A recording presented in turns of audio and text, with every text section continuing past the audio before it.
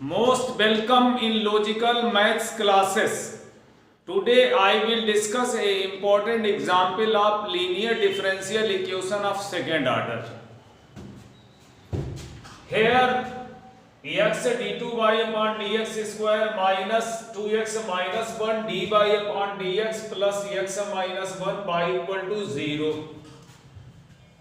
इसको equation number 1 बोल दीजिए। 1 डिवाइड कर दीजिए x से डिवाइड कर दीजिए d2y upon dx square minus 2 और 1 अपॉन x से डिवाइड करिए dy upon dx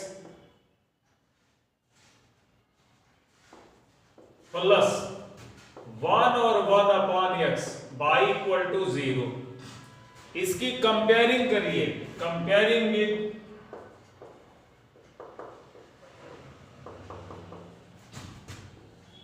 d2y upon dx square plus p dy upon dx plus qy equal to r। तो कंपेयरिंग में ये p हो गया, ये q हो गया और r 0 हो गया। तो p आपका हो गया -2 1 upon x, ये p हो गया, q हो गया 1 और 1 upon x और ये r हो गया। अब आपको 6 कंडीशंस जो बताई थी उनमें से किसी एक कंडीशन को ये सेटिस्फाइड कर रहा। तो कौन सी कंडीशन है? 1 प्लस पी प्लस क्यू। 1 हो गया, p आप -2 ब्रैकेट ओपन करने पर ये प्लस हो जाएगा, प्लस 1 हो गया 1 अपॉन x हो गया। इसने इसे कैंसिल किया, 1 1 ऐड कर लो 2 और 2 इस -2 को कैंसिल कर दे 0 हो गया। y बराबर e to the power x is a part of CF हो गया। अब आपको क्या करना, y में b आपको शामिल करके इसमें रखना है। तो आप पुट करिए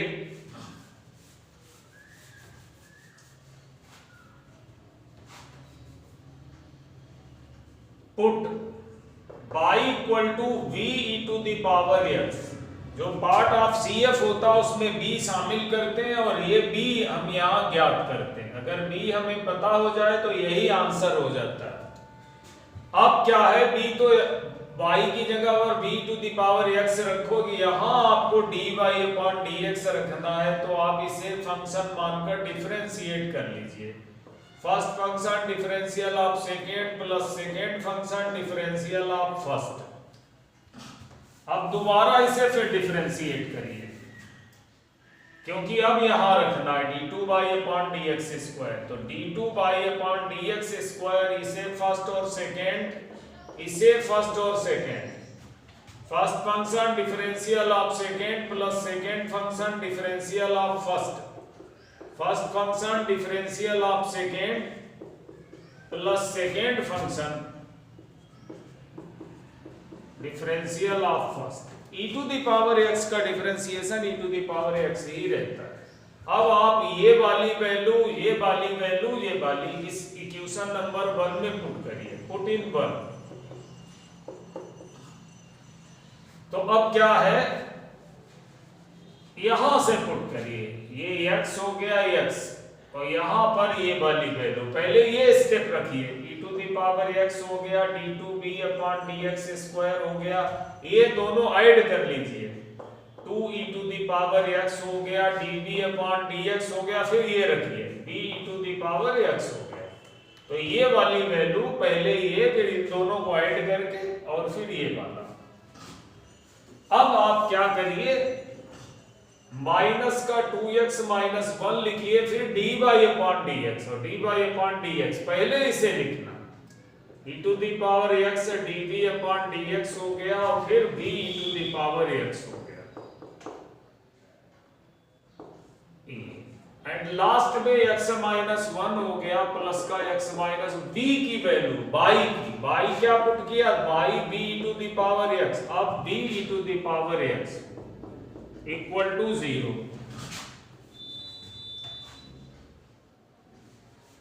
अब e to the power x common ले लीजिए, e to the power x, e to the power x, e to the power, हर स्टेप में e to the power x है, तो e to the power x common हो गया। x से multiply कीजिए तो x हो गया d2b अपॉन dx स्क्वायर हो गया प्लस 2x हो गया db अपॉन dx हो गया प्लस bx हो गया, ये वाला x। फिर माइनस का 2x हो गया db अपॉन dx हो गया, फिर माइनस का 2x b हो गया, फिर 1 माइनस का है लेकिन ये प्लस कर देगा तो db अपॉन dx हो गया, और फिर आपका b हो गया b 1 से दोनों में, और फिर आपका x हो गया और b हो गया माइनस b हो गया इक्वल टू 0।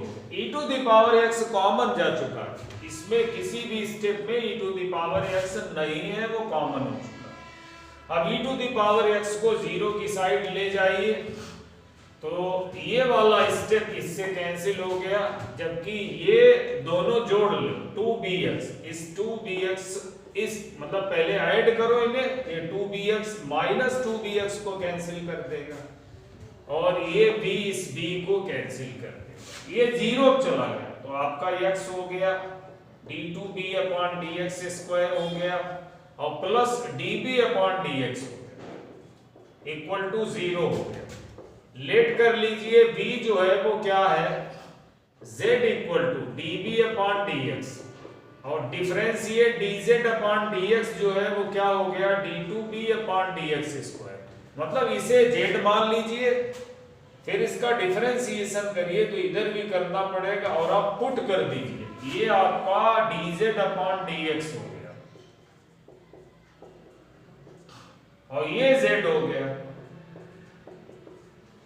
ठीक, अब आप क्या करिए,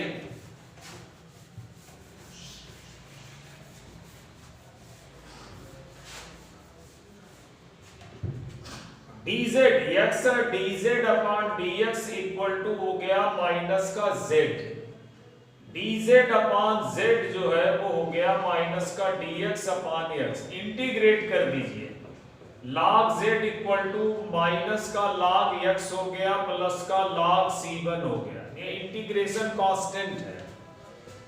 तो अब क्या हुआ यहां पर